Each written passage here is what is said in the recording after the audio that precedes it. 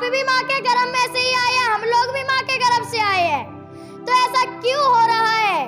बराबर है तो बराबर समझिए, बराबर अधिकार दीजिए। स्वामी प्रसाद मौर्य जी ने गलत क्या कह दिया?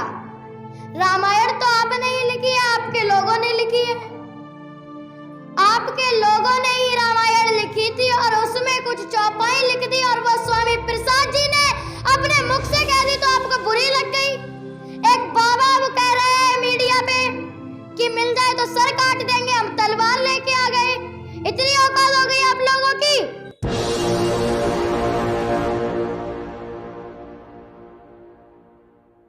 विश्व गुरु करुणा के भंडार तथागत गौतम बुद्ध के चरणों में नमन करते हुए, संविधान के रचयिता डॉक्टर भीमराव अंबेडकर जी के चरणों में नमन करते हुए और हमारी इस वसुंधरा पर जितने भी महान पुरुष हुए हैं उन सभी को नमन करते हुए, और आज यहाँ पर जितने भी हमारी माताएं, बहनें, भैया, बंधु और मेरे साथी आए हुए हैं, मुझसे छोटे भी हैं, सभी लोगों को मेरी तरफ से जय भीम, नमो बुद्धाय। देखिए, जैसा कि हम सभी जानते हैं, अगर इस दुनिया में कोई भी महान पुरुष आज तक हुआ है तो उसमें महिला का हाथ जरूर है, चाहे फिर वो कोई भी हो। जैसे कि हमारे बाबा साहब हैं, अब हमारी माता रमाबाई बाबा साहब के लिए इतने संघर्ष ना करती तो आज हम सभी बाबा साहब को ना जानते और बाबा साहब भी इतने आगे ना बढ़ पाते। माता रमाबाई ने सिर्फ और सिर्फ बाबा साहब को बाबा साहब बनाने के लिए अपनी संतानों को खो दिया, बच्चों का इलाज नहीं कराया, बाबा साहब के लिए पैसे भिजवाती रही लंदन में पढ़ाई करने के लिए।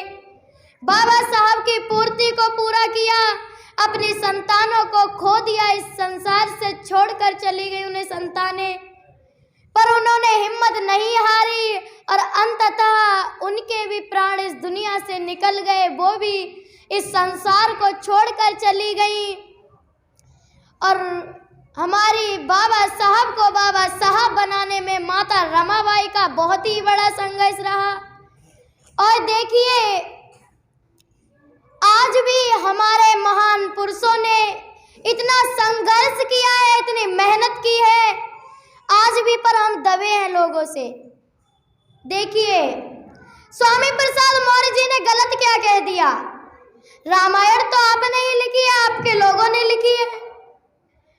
आपके लोगों ने ही रामायण लिखी थी और उसमें कुछ चौपाई लिख दी और वो स्वामी प्रसाद जी ने अपने मुख से कह दी तो आपको बुरी लग गई। एक बाबा अब कह रहे हैं मीडिया पे कि मिल जाए तो सर काट देंगे, हम तलवार लेके आ गए। इतनी औकात हो गई आप लोगों की। हमारा कोई महान पूर्वज या हमारे बड़ों का आप सर काट देंगे और हम पागल हैं क्या? हम देखते रहेंगे? इतना अत्याचार हम सहते रहेंगे? देखिए, इतना महान पुरुषों ने हमारे लिए संघर्ष कर दिया, फिर भी आज हम दबे के दबे ही हैं। इतने इतने महान पुरुष हो चुके, फिर भी बताओ इतनी उसकी हिम्मत हो गई बाबा की, कह रहा है हम तलवार लेके आ गए, स्वामी प्रसाद का सर काट देंगे। तो हम सभी विरोध करते हैं आप लोगों का। तो पढ़ने लिखने वाले बच्चे हम सभी आपका विरोध करते हैं। आइए हमारा सर काटिए, आइए। हमारे बड़ों का क्यों काट रहे हैं आप? काटना है सर तो हमारा काटिए ना। गलत क्या कह दिया? आपकी रामायण में ही लिखी थी, हमने तो कुछ नहीं लिखा। आपके रामायण में चौपाई लिखी थी तो स्वामी प्रसाद जी ने सिर्फ और सिर्फ अपने मुख से यह बात कह दी तो उन्हें बहुत बुरी लग गई। छोटे छोटे बच्चे भी उनके बारे में गलत कह रहे हैं, मीडिया पर वीडियो वायरल हो रही है, छोटे छोटे बच्चे भी कह रहे हैं कि सर काट देंगे मिल जाए तो। और हम लोग क्या पागल हैं जो आपका अत्याचार सहते रहेंगे? क्या तुम हम पर कोई हमारे लिए कुछ अच्छा काम कर रहे हो? हमें आप खाना खाने के लिए दे जाते हो, हम मेहनत करते हैं तो खाते हैं, आपका थोड़ी ना खा रहे हैं। बस इतनी बात उन्हें बुरी लग गई। बताओ, पहली बात तो कोई बुरी लगने वाली बात ही नहीं है, अब लगे तो लग जाए। आपने रामायण भगवानों ने लिखी है, जिसने भी लिखी है आपकी बात है। बस हमारे लोगों ने अपने मुखार बिंद से कह दी तो आपको बहुत बुरी लग गई बातें। इतने महापुरुष हो गए, हमारे लिए इतना संघर्ष किया, पर फिर भी आज हम बहुत दबे हैं। देखिए, अब कहते हैं कि पंडित भगवान राम को मानते हैं, वो किसी को भी नहीं मानते। उन्हें बस सिर्फ ये है कि हमारी आरती करते रहो, हमारे चरण छुओ, हमारी बात को मानो, बस हमारे पीछे लगे रहो, हमारे पीछे लगे रहो। पर हम क्यों लगे रहे हैं आपके पीछे? आप अगर हमारे लिए कोई अच्छा काम करते हो, हमें कोई सुविधा दिलाते हो, तो हम आपके पीछे लगेंगे।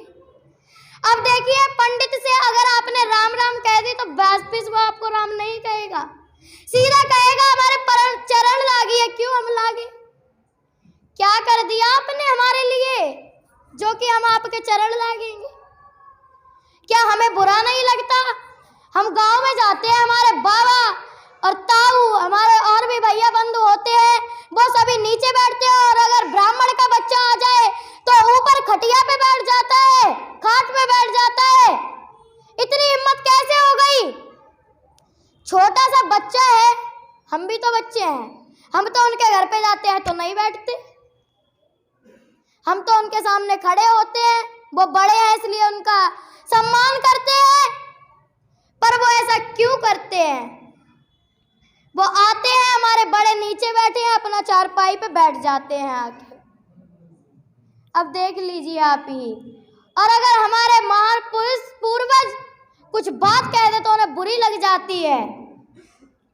अब देखिए, कहते हैं कि राम राम राम, कोई राम करे तो राम नहीं करते। आप राम भगवान को मानते हैं, आपसे कोई राम कह रहा है और आपको राम फिर दोबारा कहने में क्या दिक्कत है? आपको राम नाम भी अच्छा लगता है, सब कुछ अच्छा लगता है, फिर वापस बोलने में राम राम क्या दिक्कत है? ये तो अच्छी बात है, आपको लगता है तो दूसरा व्यक्ति भी आपसे राम ही राम कर रहा है, लेकिन आप उसको जवाब नहीं दे रहे। जवाब दे रहे हैं तो ये कह रहे हैं कि हमारे चरण छुइए, हमारे चरण लागिए। हम क्यों लागे? क्यों लागे? हमारे लिए क्या कर दिया तुम लोगों ने?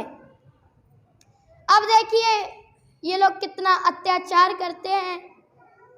एक हमारी महिला केरल में रहती थी, नगेली, तो पहले इन्होंने लोगों ने ये रूल बना रखा था कि शूद्र जो लोग हैं उनकी कोई भी महिला कपड़े नहीं पहनेगी, ऐसी ही नंगी घूमेगी, ऊपर के कपड़े नहीं पहनेगी, ऐसे ही घूमेगी।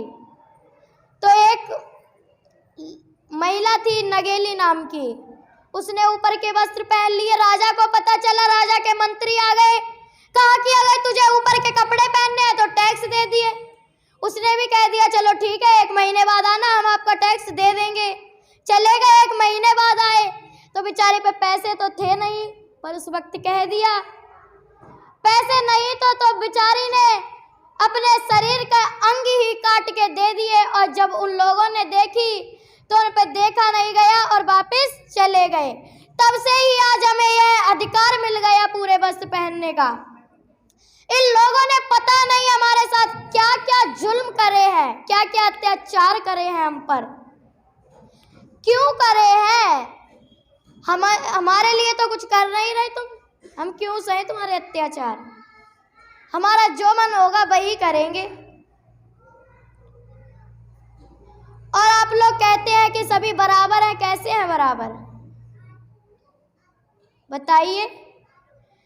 जितनी भी उच्च पोस्ट पे है, बैंक में देखिए, स्कूलों में देखिए, टीचर देखिए, बैंक में, स्कूलों में टीचर देखिए, बैंक में मैनेजर देखिए, हमेशा कोई पंडित, कोई शर्मा, कोई चतुर्वेदी, कोई चुवेदी, कोई कुछ, सब वही मिलेंगे।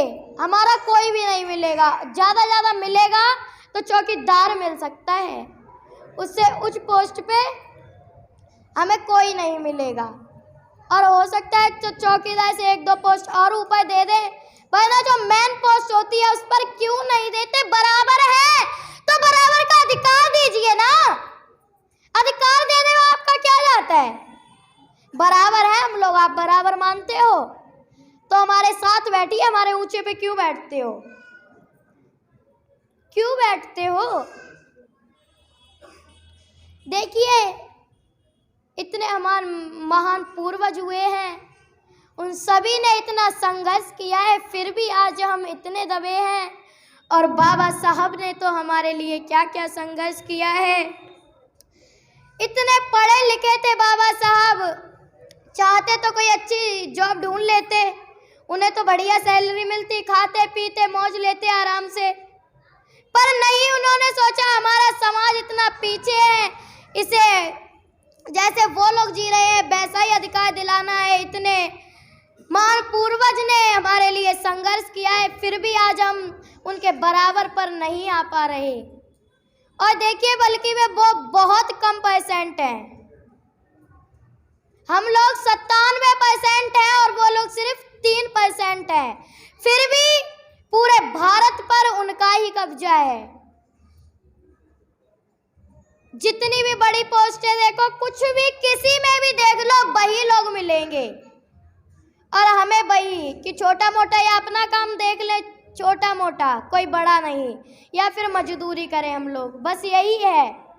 हमें कोई भी अच्छे कुछ नहीं दिया जाता, ना नौकरी अच्छी दी जाती है, ना शिक्षा अच्छी दी जाती है। ऐसा तो है नहीं कि हम ही लोग माँ के गर्भ से आए, आप और कहीं से आए, क्या आसमान से थोड़ी ना टपक पड़े। आप भी माँ के गर्भ में से ही आए, हम लोग भी माँ के गर्भ से आए हैं। तो ऐसा क्यों हो रहा है? बराबर है तो बराबर समझिए, बराबर अधिकार दीजिए, पर ऐसा नहीं है।